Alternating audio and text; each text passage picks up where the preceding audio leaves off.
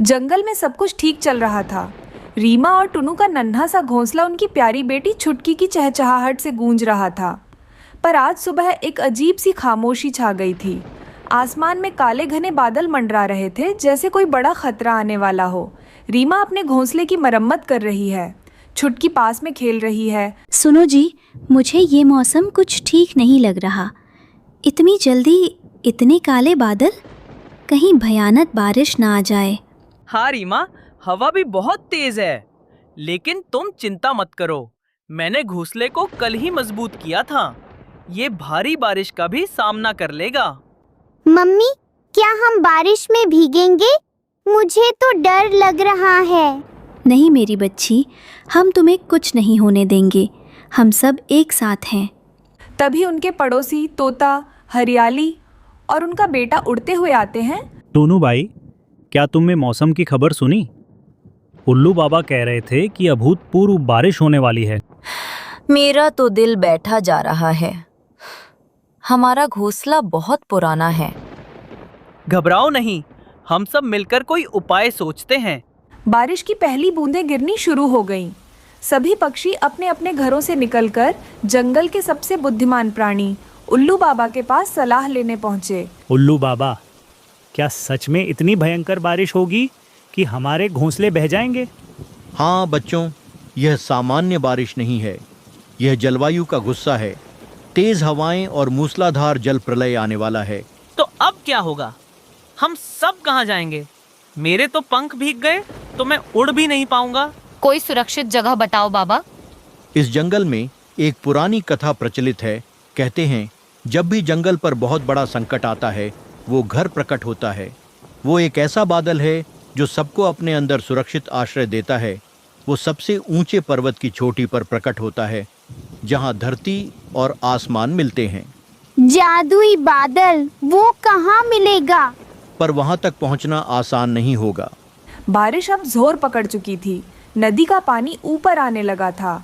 टुनू और कबूतर ने हिम्मत दिखाई और सभी को जादुई बादल के घर की ओर चलने के लिए राजी किया। ये एक खतरनाक यात्रा थी। सभी पक्षी उड़ना शुरू करते हैं। तेज बारिश और तूफान का माहौल है। सब एक साथ रहना, बच्चों को बीच में रखना।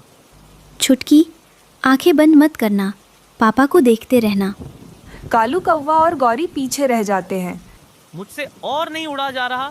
ये बारिश हमारा दुश्मन है। आलस छोड़ो, जग्गू के लिए तो उड़ो। अब देखो हम सब कितने करीब आ गए हैं।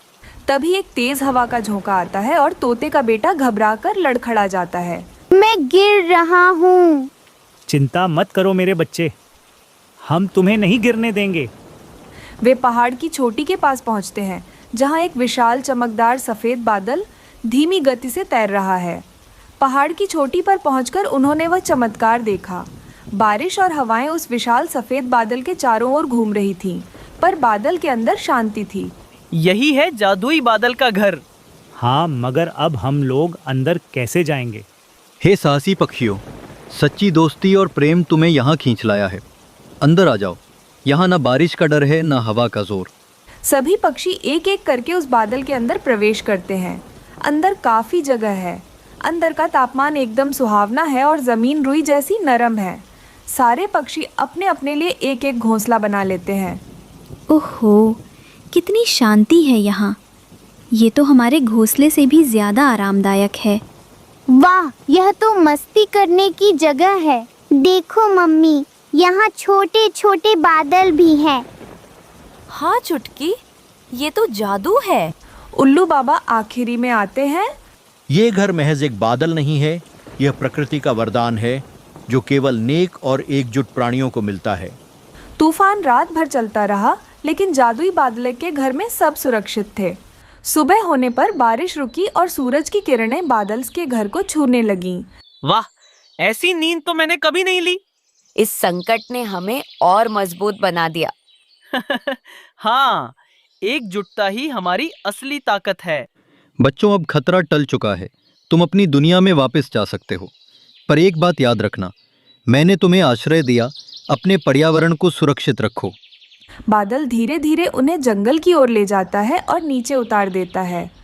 धन्यवाद जादुई बादल, हम आपको कभी नहीं भूलेंगे। धन्यवाद की कोई बात नहीं। अगर तुम लोगों को किसी भी बात की चिंता है तो मेरे पास वापस आना, मैं ज़रूर तुम लोगों की मदद करूँगा। जादुई बादल धीरे धीरे आसमान में ओझल हो जाता है। सभी पक्षी अपने अपने घोंसलों की तरफ देखते हैं जो सुरक्षित हैं। उस दिन के बाद रीमा चिड़िया और उसके सभी दोस्तों ने यह बात गांठ बांध ली कि सच्ची दोस्ती, एकजुटता और प्रकृति का सम्मान यही जीवन का सबसे बड़ा जादू है। और वे सब खुशी खुशी उस जंगल में रहने लगे, हमेशा के लिए एक दूसरे के सुख दुख के साथी बनकर। बर्फीले पहाड़ों के बीच घने देवदार के जंगल में एक नन्ही फुर्तीली दयालु चिड़िया रहती थी जिसका नाम था रीमा। वो अपनी चोंच में हमेशा खुशी और अपने दिल में मदद का जज्बा रखती थी। उसका सबसे पुराना और प्यारा दोस्त था कलुआ कौवा, एक समझदार पर थोड़ा अकेला कौवा। कलुआ की उम्र का सूरज ढलता जा रहा था और उसके सिर पर चिंता की सफ़ेदी छाने लगी थी। एक दिन रीमा और कलुआ साथ में बैठे हुए थे, तब रीमा कलुए से कहती है, कलुए भैया, आज कुछ दिनों से इतने उदास क्यों लग रहे हो? हाँ, मैं समझ सकती हूँ, आप अकेलेपन से चिंतित होना। कबूतर और उसकी प्यारी खुशमिजाज पत्नी लूसी और बातें बनाने वाला मिट्ठू तोता उनके पास आते हैं। वे सब बैठकर विचार करने लगते हैं। रीमा, क्या तुमने कलुए को देखा है? वो दिन ब दिन सूखता जा रहा है। हाँ रीमा, अगर जल्द ही उसका घर न बसा तो वो तो बिल्कुल ही गुमसुम हो जाएगा। कलुआ भैया, अकेले अकेले उड़ना, अकेले खाना, ये तो तोते की भी किस्मत नहीं होनी चाहिए। तुम सब ठीक कहते हो दोस्तों, पर मेरी किस्मत में शायद अकेलापन ही लिखा है। इस कड़ाके की ठंड में कौन कौवी मुझसे शादी करेगी? ऐसा मत कहो कलवे, जंगल के हम सब दोस्त तुम्हारे साथ हैं। हम तुम्हारे लिए दुल्हन ढूंढ कर ही रहेंगे। हाँ कलुए, हाँ, मैंने एक उल्लू से बात कर रखा है, वो ज़रूर तुम्हारे लिए एक अच्छा रिश्ता लेकर आएगा। तभी दूर क्षितिज से उड़ता हुआ उल्लू उनके पास आता है। नमस्कार मित्रों, क्या मैं कलुए कौवे से मिल सकता हूँ? मैं दूर पूर्वी जंगल से आया हूँ। मेरा नाम उल्लू है और मैं यहाँ एक बहुत ज़रूरी रिश्ता लेकर आया हूँ। ये है कलुआ, आप कौन हैं?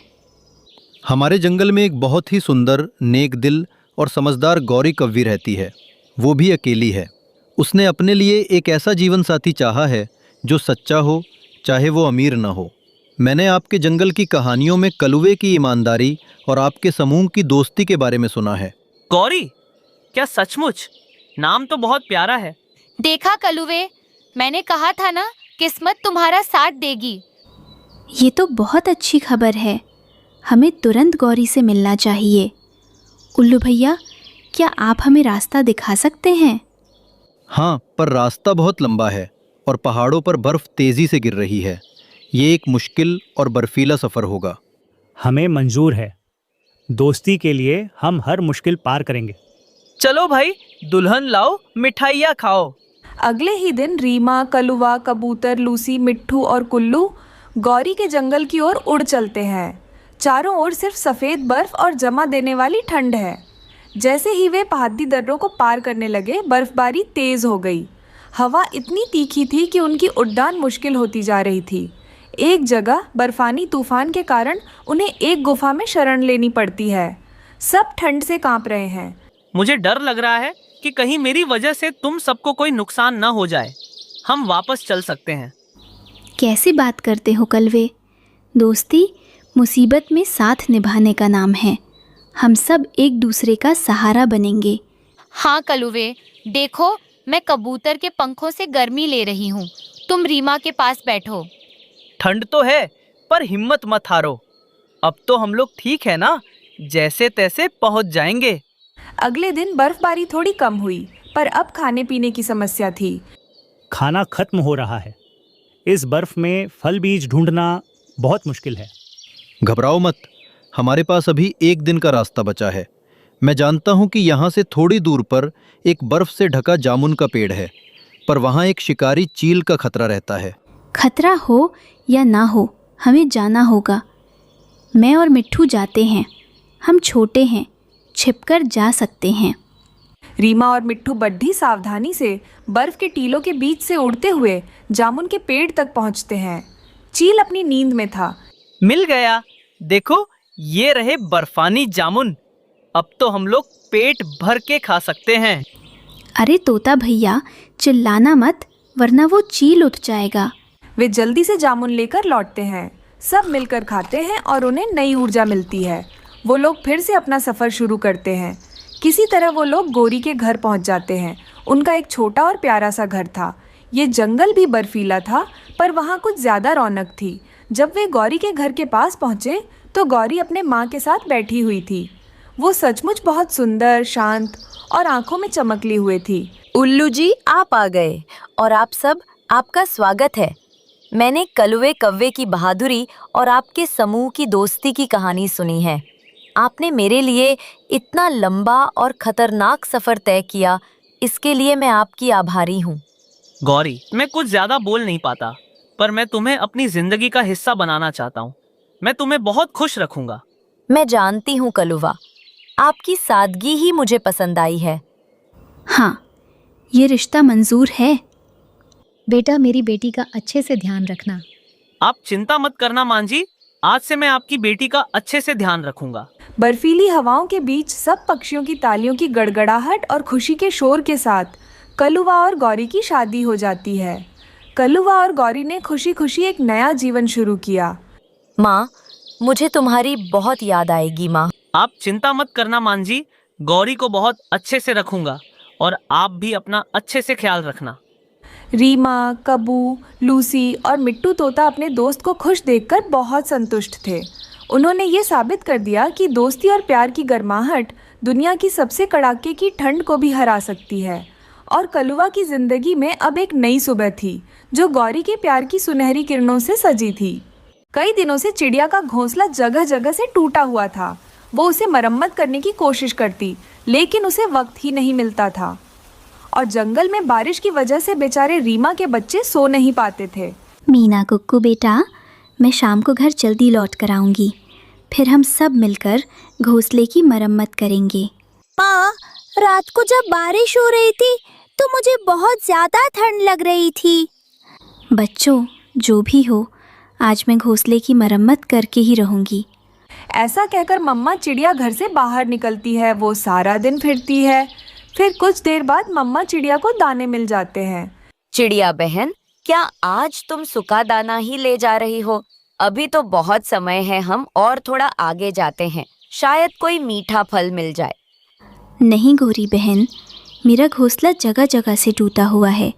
आज शाम को मुझे अपने घोंसले की मरम्मत करनी है। चिड़िया वो दाना लेकर अपने घर चली जाती है। बच्चों, आप दोनों ये दाना खा लें, तब तक मैं जंगल से घास इकट्ठा करके ले आती हूँ। फिर हम सब मिलकर घोंसले की मरम्मत करेंगे। मम्मा, आपको तो बहुत काम करना पड़ता है ना? मीना बेटी, मम्मा पापा अपने बच्चों के लिए सब कुछ करते हैं। थोड़ा थोड़ा करके चिड़िया सूखी घास इकट्ठा करती है और उनका एक गठरी बनाकर अपने साथ ले जाती है। रास्ते में उसे कबूतर मिलता है और वो कबूतर चिड़िया से कहता है, चिड़िया बहन, ये घास तुम मुझे दे दो। ये घास की मुझे बहुत जरूरत है, क्योंकि लूसी के अंडे में से बच्चा बाहर निकला है। उसके लिए घोंसला जरूरत है। मैं इस घास से उसके लिए घोंसला बनाऊंगा। हमारे घर में तो सिर्फ एक ही घोंसला है। मगर कबूतर भैया, मेरा घर तो जगह जगह से टूटा हुआ है। सारी रात मेरे बच्चों को ठंड लगती है।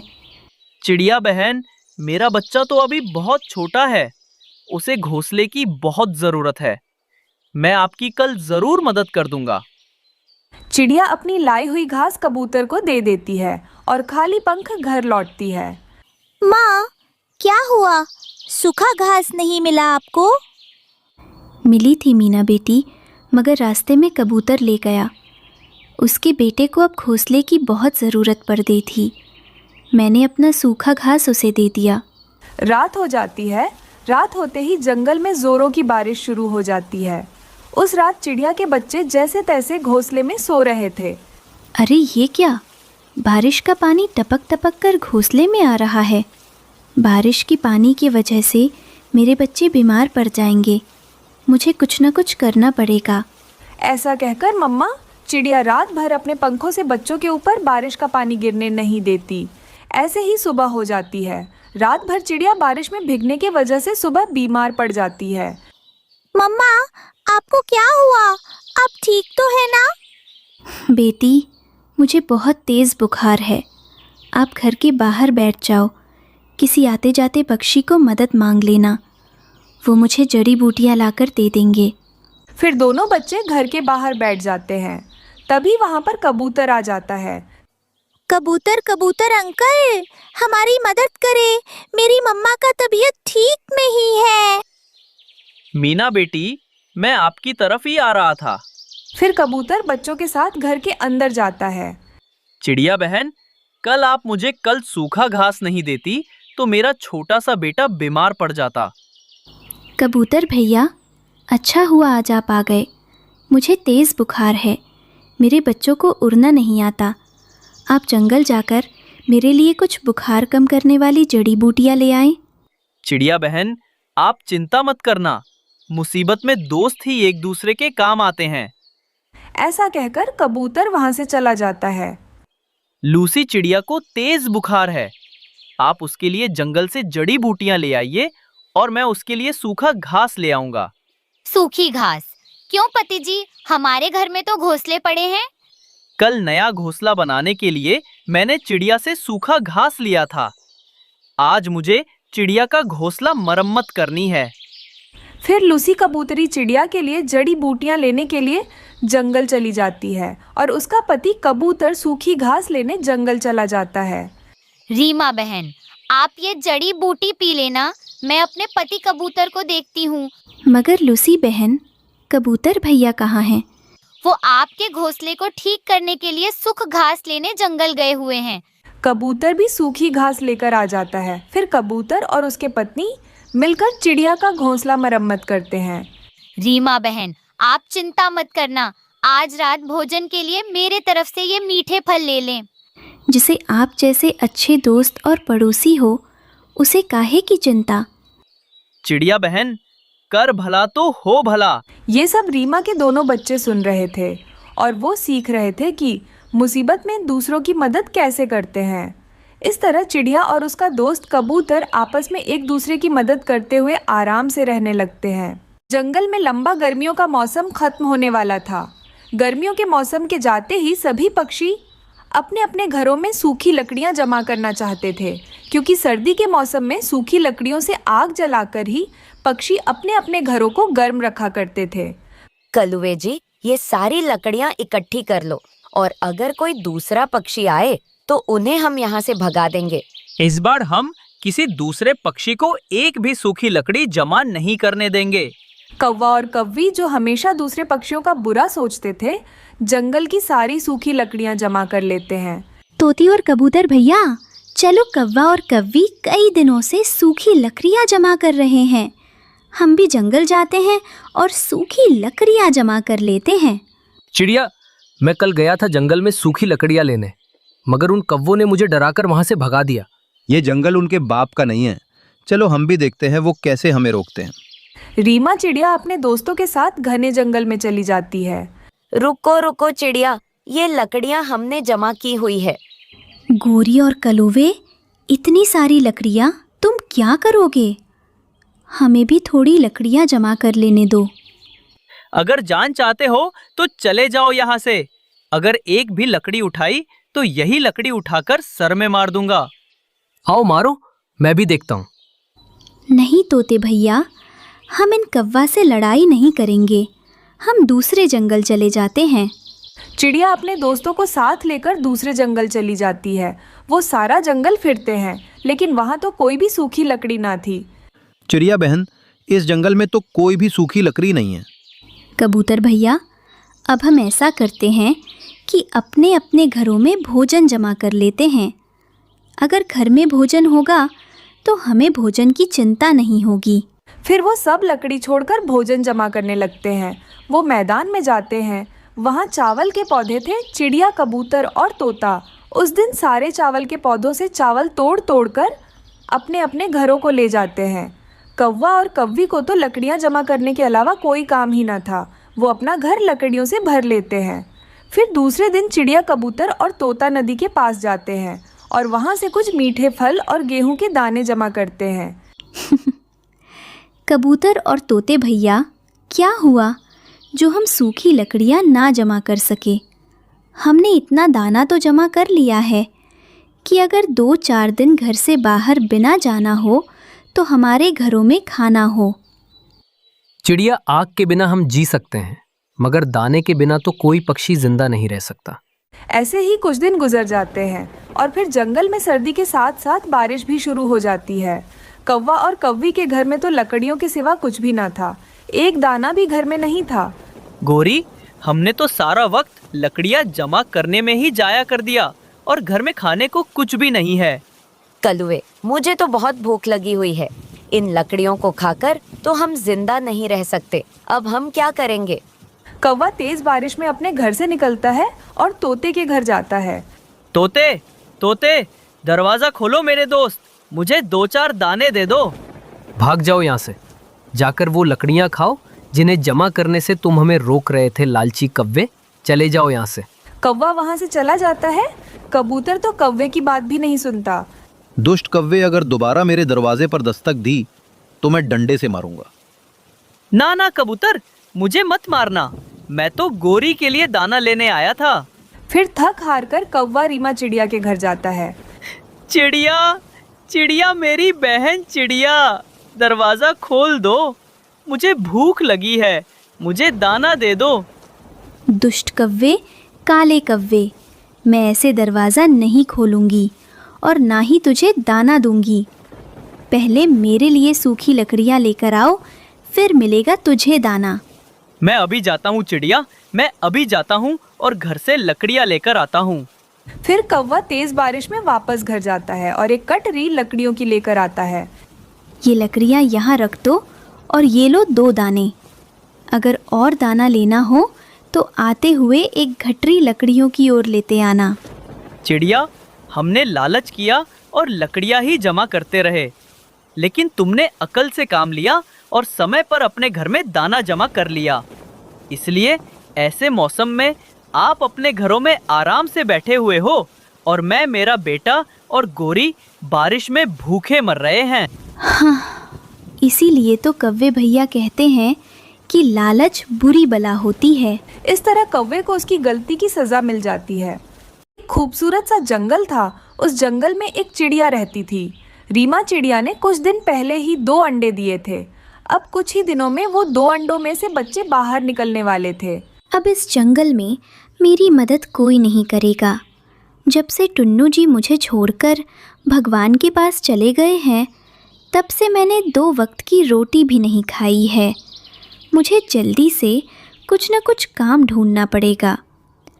इस तरह तो मैं और मेरे दोनों बच्चे भूखे ही मर जाएंगे। ऐसा सोचकर रीमा चिड़िया उड़ते उड़ते इंसानों की बस्ती में चली जाती है। वहाँ पर वो लोगों को मोमोज खरीदकर खाते हुए देखती है। अरे वाह, ये कौन सी चीज़ है जिसको खाने के लिए लोगों ने ठेले के पास भीड़ लगा रखी है? अच्छा, इस चीज़ का नाम मोमो है। क्यों ना मैं भी मोमोज बनाना सीख लूं और जंगल के पक्षियों के लिए जंगल में मोमोज का ठेला लगा लूं। फिर रीमा चिड़िया जल्दी से अपने घर लौट आती है। दूसरे दिन वो सुबह सवेरे उठकर ढेर सारे मोमोज बना लेती है और जंगल में मोमोज का ठेला लगा लेती है। आओ पक्षियों, आओ, मेरे पंख के बने हुए गर्मा गर्म मोमोज खाओ। ऐसे मसालेदार वाले मोमोज तुम सबने कभी खाए नहीं होंगे। मेरे बनाए हुए मोमोज खाकर तुम सब दूसरा चाट खाना ही भूल जाओगे। रीमा की आवाज़ सुनकर वहाँ पर लाडो आती है। रीमा, एक प्लेट मोमोज मुझे भी देना, देखूं तो तुमने मोमोज कैसे बनाए हैं। हाँ हाँ लाडो, क्यों नहीं, तुम खा कर देखना। अगर अच्छे लगे तो दूसरे पक्षियों को भी मेरे ठेले के पास भेजना। फिर रीमा चिड़िया एक प्लेट मोमोज में तीखी लाल चटनी डालकर लाडो को दे देती है। लाडो मज़े से मोमोज खाने लगती है। अरे वाह रीमा, तुमने तो बहुत ही स्वादिष्ट मोमोज बनाए हैं। तुम्हारे हाथ के मोमोज और तीखी चटनी खाकर मज़ा ही आ गया।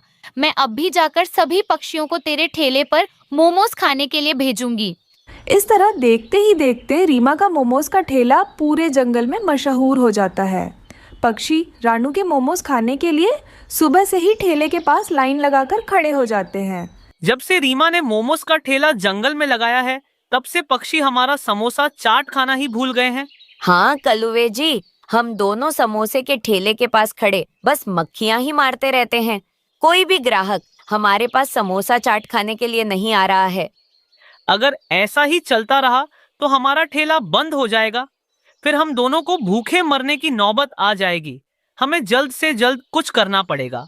हाँ कलुवे, हमें रीमा का कुछ न कुछ करना पड़ेगा। मेरे पास एक बहुत अच्छा उपाय है। ऐसे कहकर गोरी कलुआ के कान में उपाय बताती है। दूसरे दिन रीमा चिड़िया हर रोज की तरह अपना मोमोज का ठेला लगाती है। अरे अरे, ये क्या हो गया मेरे पंखों को? कोई मेरी मदद कर दो, मुझे अस्पताल पहुंचा दो। रीमा चिड़िया दूर से कलुआ को देखकर घबरा जाती है। अरे ये क्या हो गया कलुवे भैया को? मुझे अभी जाकर उनकी मदद करनी होगी। ऐसा सोचकर चिड़िया अपना मोमोज का ठेला छोड़कर जल्दी से कलुआ कौवे के पास जाती है। अरे कलुवे भैया, आपको क्या हुआ? आप ठीक तो हो ना? अरे रीमा, मुझे कुछ नहीं हुआ। मैं समोसे बना रहा था, तभी थोड़ा सा तेल मेरे पंखों पर गिर गया। अब ठीक हूँ। तुम जाओ जाकर अपना ठेला संभालो। उतनी देर में गोरी कौवी रीमा के मोमोज की चटनी में पेट खराब करने वाली दवाई मिला देती है। रीमा इस चाल से अनजान थी और वे वापस आकर मोमोज बेचने लगती है। धीरे धीरे शाम हो जाती है। देखते ही देखते रीमा के ठेले पर पक्षियों की भीड़ लग जाती है। रीमा, मैंने सुबह तुम्हारे ठेले से मोमोज खाए थे, तब से मुझे बहुत उल्टियां हो रही हैं। सच सच बताओ, तुमने क्या मिलावट की है? रीमा, सच सच बताओ, तुमने मोमोज में क्या मिलाया है? जब से हमने मोमोज खाए हैं, तब से हमारे पेट में बहुत दर्द हो रहा है। अरे नहीं नहीं पक्षियों, मैं कुछ क्यों मिलाऊंगी? ये मोमोज तो मेरी रोजी रोटी है। अगर मैं मिलावट करूंगी तो मोमोज कैसे बेचूंगी? रीमा सब पक्षियों को समझाने की कोशिश करती है, लेकिन कोई उसकी बात नहीं सुनता। सभी पक्षी मिलकर उसका ठेला तोड़ देते हैं। बेचारी रीमा चिड़िया रोते हुए अपने ठेले को टूटते हुए देखती रहती है। देखा कलुवे जी, मेरा कमाल। मैंने कहा था ना, रीमा के ठेले को पक्षियों से ही तुड़वा दूंगी। हाँ गोरी, तुमने बहुत सही किया। कल से पक्षी हमारे पास समोसा चाट खाने के लिए जरूर आएंगे। उन दोनों की बातें कबूतर सुन लेता है। शर्म आनी चाहिए तुम दोनों को। एक गरीब माँ मेहनत करके मोमोज बना रही थी और तुम दोनों से ये सहन नहीं हुआ। इससे पहले कि मैं तुम दोनों के बारे में जंगल के पक्षियों को बोलकर जंगल से भगा दूं, जाओ और रीमा से माफी मांग लो। कबूतर की बातें सुनकर गोरी और कलुआ डर जाते हैं और जल्दी से रीमा के पास जाकर माफी मांगते हैं। रीमा चिड़िया बड़े दिल से माफ कर देती है। अब जंगल के सभी पक्षियों को पता चल जाता है कि इसमें रीमा की कोई गलती नहीं थी। कुछ दिनों बाद रीमा के 2 अंडों में से बच्चे बाहर निकलते हैं। फिर चिड़िया अपने दोनों बच्चों के साथ खुशी खुशी जीवन बिताने लगती है।